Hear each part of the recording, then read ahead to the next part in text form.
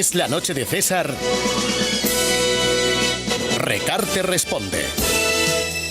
Gracias, Miguel. Gracias, Ana. Nosotros volvemos con nuestra sección, en donde ya lo saben, el protagonista es don Alberto Recarte. Recarte responde. Don Alberto, continuamos. Vamos ahora con una pregunta de Federico, de Burgos.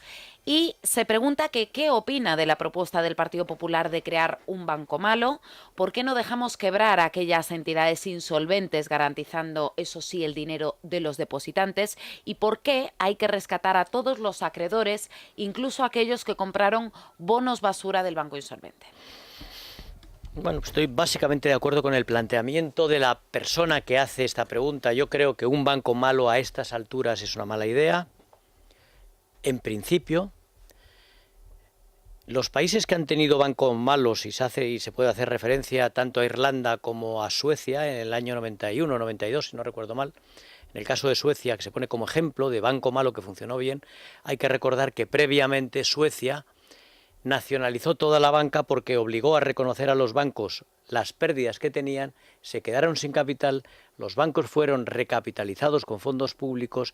A partir de ahí, después se hizo un banco malo y esos bancos nacionalizados, con unos criterios uniformes en todo el país, vendieron esos activos malos que tenían a ese banco malo. En este momento un banco malo en España, yo creo que lo único que conseguiría sería poner de manifiesto las dificultades a la hora de valorar los activos que se pasan, ya sea de cajas o bancos, a ese banco malo, quién lo valora, cuánto tiempo está en ese banco malo, quién hace esa valoración, a quién se ayuda más y a quién menos. Yo creo que es una barbaridad. A mí me parece que sería más lógico obligar a los bancos a que reconozcan todas sus pérdidas, las que tienen en balance, ocultas, porque los activos no valen lo que tienen, tener el dinero preparado, dinero público preparado. Si esas pérdidas le llevan al banco a perder el capital, pues lo siento mucho por aquellos que son accionistas del banco, o lo siento por aquellas comunidades autónomas o ayuntamientos que son los titulares de los derechos de propiedad no definidos en las cajas, pero lo perderían todo como corresponde. Habría que recapitalizar. El Tesoro Público o el patrimonio del Estado sería el nuevo dueño de esas entidades.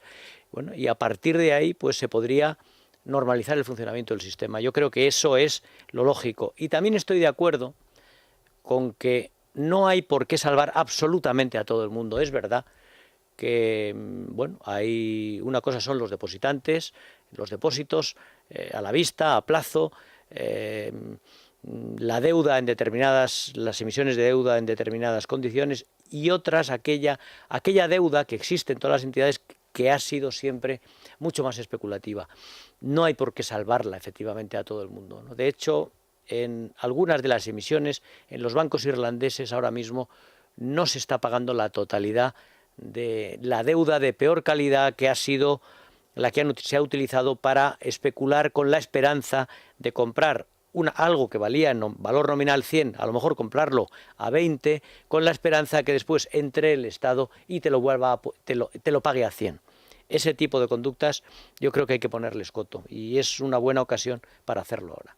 Nos vamos ahora, don Alberto, hasta Barcelona. Desde allí, Pedro le pregunta que qué es más urgente ahora mismo: sanear el sistema financiero, ahondar en la austeridad presupuestaria o reformar el mercado laboral. Yo creo que hay que hacer todo al mismo tiempo y además explicar que eso es parte de un plan en el que simultáneamente se pretende cumplir el objetivo de déficit por una parte y después contrarrestar los efectos depresivos y contractivos que tiene el cumplimiento del objetivo de déficit, que sin duda los tiene, y por eso estamos en recesión, con medidas como la de la reforma del mercado de trabajo, no para crear trabajo inmediatamente, que es a lo que están aludiendo los sindicatos, que no se va a crear trabajo ahora si se hace una reforma laboral. Por supuesto que no se va a crear trabajo, puestos de trabajo. Lo que se va a evitar probablemente es que se pierda otro 500.000 o 1 millón más de puestos de trabajo. La condición sine qua non para que esa situación de no agravamiento de la situación se produzca es esa reforma del mercado de trabajo, junto con el objetivo de cumplimiento de déficit y la recapitalización del sistema para que haya crédito en la economía. Por tanto, todo al mismo tiempo. Todo al mismo tiempo. Tanto sanear ese sistema financiero, recordamos, ahondar en la austeridad presupuestaria y la reforma del mercado laboral. Vamos ahora a Carmen desde Madrid. Le pregunta si cree que Rajoy se atreverá a aprobar la reforma laboral que necesita este país o que finalmente hará un apaño con sindicatos y patronal que no servirá de nada. Pues no lo sé. Yo creo que hay que concederle el beneficio de la duda. Vamos a ver qué hace y qué no hace. Lo más importante de la reforma laboral, que tiene muchos flecos, para mí sería modificar el sistema de convenios colectivos, de tal manera que si en una empresa se llega a un acuerdo entre los representantes de los trabajadores y los empresarios, o el empresario, eso tenga precedencia sobre cualquier convenio de otra naturaleza y de otra extensión, sectorial, nacional, autonómico o provincial. Esa sería la auténtica reforma. Y luego hay otra, que es muy importante también. Si efectivamente se quiere formar a los trabajadores que han perdido su trabajo o que no lo han encontrado nunca, hay que recordar que el total de dinero que gasta el Estado en lo que se llaman políticas activas de empleo es de alrededor de entre 7.000 y 8.000 millones de euros, que esos cursos de formación lo dan personas elegidas por los sindicatos o los propios sindicalistas o los empresarios, las agrupaciones de empresarios a todos los niveles, y que sus remuneraciones por dar esos cursos pues pueden estar en torno al 10% de esas cantidades. O sea, estamos hablando de que la financiación de sindicatos y asociaciones empresariales por esa vía pues puede ser del orden de 800 o 900 millones de euros. Y el tema no es que esos 800 o 900 sean mucho o poco, sino que es evidente que no logran su objetivo. Esa es la otra reforma. Y eso es donde yo creo que los sindicatos no están dispuestos a ceder, o estarían dispuestos a ceder en todo lo demás, siempre que se les respetara su participación en algo tan grande como son un porcentaje elevado en los 7.000, 8.000 millones de euros. Y lo que digo de los sindicatos, lo digo de las asociaciones de empresarios que emplean alrededor de 40 y tantas mil, 50.000 personas también a los distintos niveles en todo este sistema de formación, de discusión de convenios colectivos, etcétera. Nos vamos ahora a Santander. Víctor dice, dirijo una empresa de ingeniería que realiza proyectos fuera de la zona euro. Los contratos tienen duraciones de más de un año y son en euros. Ante el riesgo de desaparición de la moneda, del euro, y para evitar problemas legales, ¿cree razonable añadir cláusulas contractuales para determinar la moneda de aplicación en defecto del euro? ¿Pero qué moneda, si no conviene la del país contratante? Bueno, yo creo que, en concreto, siendo español, yo le diría que lo de denominar el contrato en euros es lo más lógico, porque a nosotros como España, en un momento determinado, si todo lo hacemos mal, podemos tener problemas para permanecer en el área euro. Pero el euro como tal, sin España, igual que sin Grecia o sin Portugal, se fortalecería, no se iba a debilitar. Y es una buena protección, yo creo, el tener euros en el contrato en lugar de otra moneda, porque además, lógicamente, sus obligaciones son en euros, y jugar con el tipo de cambio con otra moneda a largo plazo es complicado. Yo ahí creo que probablemente el euro no es una mala decisión si lo que tiene es una empresa de ingeniería y por tanto tiene suministros que pueden extenderse a lo largo de los años. No me atrevería a decir que cualquier otra moneda pudiera servir. Ciertamente podría hacerlo en dólares, pero según el país en el que esté. Pero de entrada, yo creo que la salida del euro de determinados países, el primero Grecia, que debería haber salido hace tiempo, fortalecerá al euro en lugar de hacer que que pierda valor. Vamos con más cuestiones. Desde Alicante, Joaquín dice que cuando utilizo mi banco como broker para adquirir acciones nacionales o extranjeras, el banco se convierte en depositario de esos títulos. Pregunta Joaquín, ¿qué sucedería con ellos en caso de que la entidad quebrara? En principio, entiendo que al no ser de su propiedad no podría arrebatármelos para cubrir otras de sus deudas, pero entonces, ¿para qué sirve el Fondo de Garantías de Inversiones? Bueno, aunque el broker pertenezca a un banco y la operación la haga a través de un banco, los títulos realmente no están depositados en el banco. Existen lo que se llaman, hay entidades de depósito en las cuales cada banco tiene una entidad de depósito, no hay tantas, en las cuales se depositan esos títulos. Y por tanto no están en el balance del banco, no tiene nada que ver con el banco, están fuera del banco, le pase lo que le pase al banco, esos depósitos, que simplemente es un registro, igual que el registro de la propiedad para las propiedades de bienes inmuebles, existen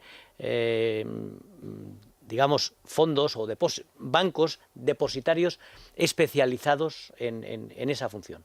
Y por tanto no tiene por qué pasarle absolutamente nada a sus acciones, a la titularidad de esas acciones.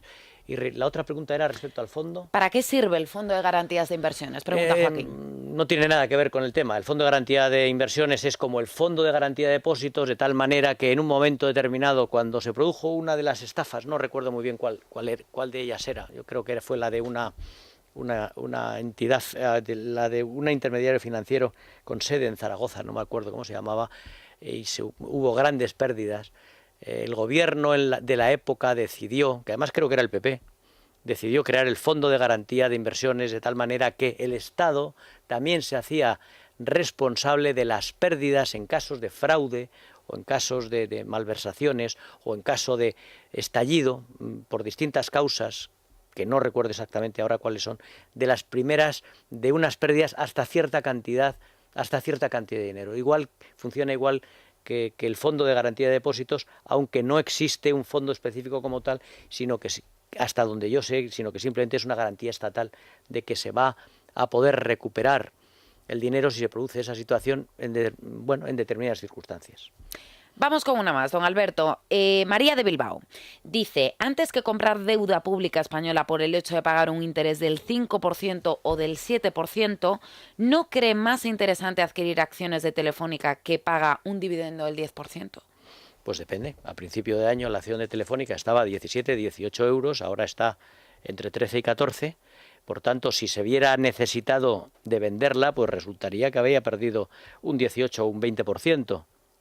Si la puede mantener en largo plazo, pues la inversión, que tiene una rentabilidad en torno al 10% en este momento, un 11%, si se compra hoy y se mantiene el dividendo, pues parece que es una mejor decisión.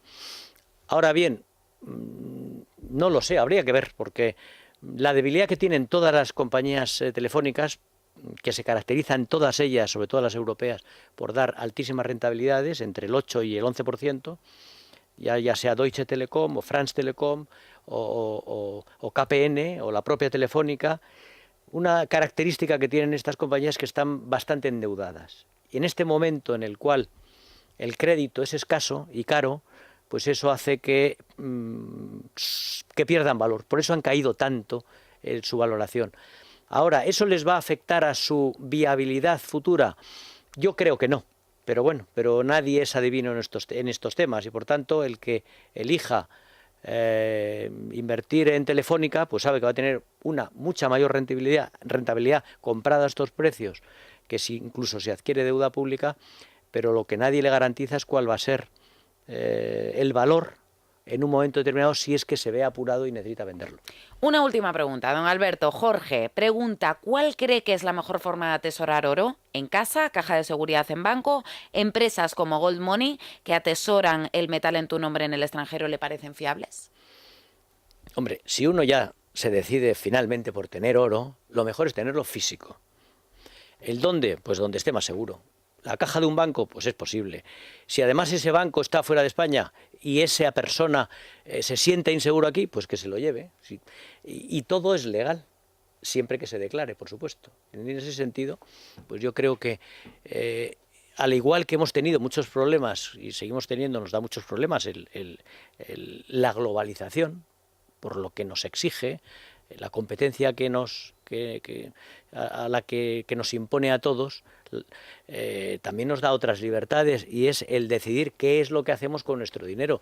Y si hay alguien que no vive en sí de temor por qué es lo que le va a pasar al banco, que no le va a pasar nada, pero a lo mejor sí le pasa, y le gusta el oro, pues que tenga oro. Y si le gustan las monedas, pues mejor el oro físico, pues la verdad es que se ha comportado mejor la cotización del oro físico que la cotización de de minas, de compañías de minas de oro, que no han subido mucho, en fin, o que no han subido mucho menos. Eso ha pasado hasta ahora. ¿Y dónde? Bueno, pues un sitio que esté seguro. Luego, si va a un banco, que tenga cuidado, que no sea de esos en los que le puede hacer un butrón. O sea que, Desde luego. Que ahí, y que lo tenga declarado, si lo tiene en el banco, porque si no el seguro no se lo cubre. Exacto. De tal manera que si roban en el banco a través de esos butrones o algo parecido, pues se puede quedar absolutamente sin nada. Es como si no o sea, no tuviese es una nada. forma de meter dinero negro, de crear dinero negro. Estamos hablando de una inversión. Y de una inversión perfectamente lógica en muchos casos. Pero bueno, hay que hacer las cosas bien. Don Alberto, ¿le parece que repasemos la prensa económica? ¿Cómo no? De la mano de Juan Ramón Rayo, como siempre, cuéntanos. ¿Qué tal? Bueno, pues podemos empezar con Sarkozy y Merkel. Expansión. Sarkozy y Merkel creen necesario refundar la Unión Europea. Y 5 días, Sarkozy propone refundar Europa con más disciplina fiscal y presupuestaria. Vamos, ya lo hemos comentado hoy. Yo creo que es la parte más importante realmente. La gran decisión que hay que tomar es si efectivamente esa nueva unión va adelante, quién forma parte de esa unión, cuáles son las condiciones y cómo se hace, porque eso va a requerir un nuevo tratado. Y vamos a ver quién es capaz de estar ahí, porque una cosa es que uno quiera estar. Yo, como siempre, los políticos españoles les he oído decir, por supuesto que vamos a estar ahí. Sí, con el 10% de déficit en Castilla-La Mancha y con el 5% en Extremadura, sin llamar al orden a los correspondientes, heredado o no heredado. Yo, en el caso de Castilla-La Mancha, estoy asombrado, porque de la mala gestión de los anteriores y de la opacidad de la actual presidenta de Castilla-La Mancha, que es muy llamativo, ocupando el cargo que tiene en el PP, que está dando una demostración de lo que es ser opaco a la hora de explicar cuál es el origen de un déficit tan monstruoso, ¿no? Pues déficits no solo del 5 y del 10%, sino también de más del 8%. El Economista: 3 autonomías del PP admiten ante Rajoy que su déficit superará el 8%. Valencia. Concretamente Castilla-La Mancha, Valencia y Murcia. Bueno, ¿sabes lo que pasa? Es que yo creo que son las 3 regiones más afectadas por la burbuja inmobiliaria, aunque no lo parezca, en la que se ha construido más locamente y que más problemas tienen de pérdida de puestos de trabajo, de caída de la renta, de pérdida de puestos de trabajo, de desplome de la actividad. Pero bueno, pues Y también donde se realizaron muchas obras públicas, sobre todo... No, pero las obras públicas, bueno, claro, si son de las autonomías, por supuesto. Sí, claro, sí, pienso en Comunidad Valenciana y estas cosas donde... Sí, bueno, todo tipo de palacios, todo tipo efectivamente. Efectivamente, sí. Sí. Las ciencias, sí. Luego, precisamente también relacionado con la burbuja inmobiliaria y la exposición de los bancos. Expansión: el Banco de España abre la puerta a la creación de un banco malo y 5 días Ordóñez sugiere un banco malo. Bueno, es lo que quieren los banqueros. Claro. Yo no creo que sea lo mejor para España ni lo mejor para el control de aquellos banqueros y aquellas cajas que lo han hecho mal. Yo creo que es una mala idea, excepto que la regulación de ese banco malo sea muy diferente de lo que uno sospecha y de que su actuación después sea de verdad controlable. Ahora yo me pregunto, ¿a qué precio le compra uno un suelo en Castilla-La Mancha? Y si está en Extremadura o está en Málaga o está... ¿Quién fija los precios? ¿Un asesor inmobiliario de estos a que alguien le tiene que pagar y que nos han demostrado que son capaces de decir cualquier cosa? Sí, es que hay varios problemas. Uno es, obviamente, la carga para el erario público que supondría. Recordemos que en Irlanda no es la situación equiparable porque allí la banca tenía un peso desproporcionadamente mucho mayor, pero en Irlanda, precisamente por crear un banco malo donde rescatarlo todo, se pasó de una deuda del 25% en 2007 a una que se espera que en 2 años esté en el 120%. Bueno, pero eso se hizo posteriormente a, de hecho, nacionalizar la banca. Entonces ahí tenía una lógica el hacer el banco malo una vez que el Estado ha entrado, los accionistas de los bancos han perdido su dinero, los gestores han cambiado y después se hace el banco malo. Aquí, sin hacer esa previa limpia, a mí no me parece muy sensato. No perdieron el dinero y ahí es lo que, vamos, de hecho el ministro de Finanzas irlandés lo comentaba, los tenedores de deuda subordinada se les garantizó, y claro, Sí. hay ciertos límites que habría que... Y luego el segundo problema que comentaba, muy relacionado con lo que decía Alberto Recarte, es que claro, ahí la oportunidad para una redistribución de la renta masiva de pérdidas y ganancias, pues ¿cómo tasamos el suelo aquí? ¿A quién beneficiamos? ¿A quién perjudicamos? Pues claro, es que estamos Sí, hablando... yo creo, se está viendo en los juzgados ahora mismo los problemas entre Martinsa y Fadesa, derivados de que los unos engañaron a los otros y los otros engañaron a los unos. Y ahora resulta que ahora nos vamos a engañar todos juntos con el banco malo. Bueno, ese es el temor, realmente. Y hay que recordar los problemas del banco en el cual se integraron los activos de Rumasa, los precios a los que se hicieron, las pérdidas que se produjeron para el fisco español, después los precios a los que se vendieron y cuánto valían esos mismos bienes al cabo de poco tiempo. En fin, historias como la de Galerías Preciados con la familia Claro. Cisneros. O sea, una historia tenebrosa en el caso de España. Tenemos muy malos antecedentes para tener un banco malo, pero en fin. Y aparte que si estás recortando gasto para cuadrar el déficit, difícilmente explicas a la ciudadanía que vas a rescatar a todo el mundo metiendo 100.000 o 150.000 millones. A todo el mundo no se puede rescatar. Claro, por eso que es una idea un tanto, en fin, esperemos que se lo piensen dos veces. Y luego, pues bueno, la buena noticia del día, que pese a todo es una buena noticia muy temporal, a la espera de lo que suceda en los próximos días, 5 días, el riesgo país se aleja del abismo, aunque seguimos estando altos, pero no tan altos, y el economista, la prima de riesgo de España se relaja un 30% desde máximos. La verdad es que es una buena noticia, toda derivada de la intervención ayer de los bancos centrales y de pensar que efectivamente para el día 9 se habrán puesto los cimientos de una nueva Europa en la que estarán, además de los que pueden estar, a ver quién está. Y a ver, porque los que estén y cumplan podrán tener financiación europea y garantías europeas, y los que no, pues no podrán estar. Lo cual Vamos a ver. puede suponer... Es una ruptura, de hecho, ruptura... de la Unión Monetaria y de la Unión Europea, de la Unión Monetaria concebida tal y como se hizo en el año 96, en el año 98, ¿no? que fue una locura realmente, ¿no? Es el sueño de los políticos, el sueño de los burócratas, que estamos pagando en este momento las consecuencias de esos sueños constructivistas, ¿no? Lo decía usted al inicio, Alberto Recarte, estaremos muy pendientes estos días de Hay que estarlo. el devenir, hay que estarlo. 9:31. Nosotros tenemos que hacer una pausa. Dejamos aquí esta sección. Muchísimas gracias, don Alberto Recarte, Juan Ramón Rayo. Gracias de nuevo. Hacemos una pausa, ya lo saben, y volvemos con la cultura. Es la noche de César, con Adriana Rey.